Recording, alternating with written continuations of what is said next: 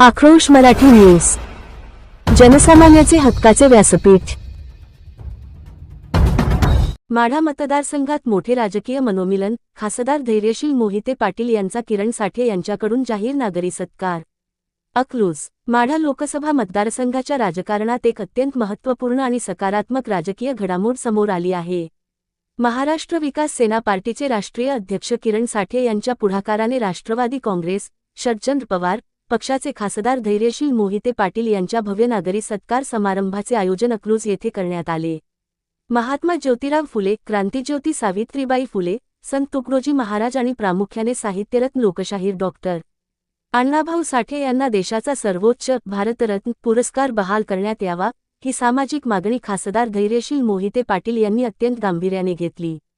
त्यांनी पक्षाच्या खासदारांच्या शिष्टमंडळासह थेट देशाच्या पंतप्रधानांकडे या मागणीचा प्रभावी पाठपुरावा केला।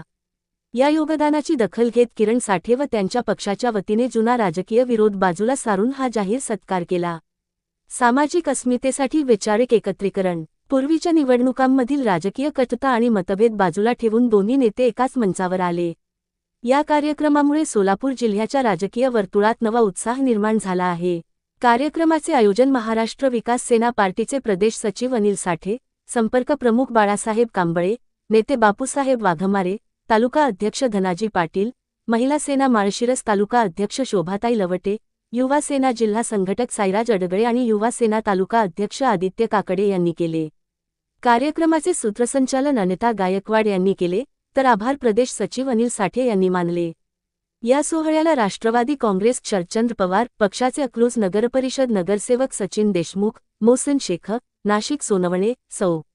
प्रतिभा गायकवाड यांच्यासह दोन्ही पक्षांचे प्रमुख पदाधिकारी व कार्यकर्ते मोठ्या संख्येने उपस्थित होते। राजकारणात कोणी कोणाचा कायमचा शत्रू नसतो, किरण साठे। आमच्या कार्यकर्त्यांच्या आग्रहास्तव हा सत्कार आयोजित करण्यात आला। अण्णाभाऊ साठे यांना भारतरत्न देण्याची मागणी खासदार धैर्यशील मोहिते पाटील यांनी पंतप्रधानांकडे लावून धरली।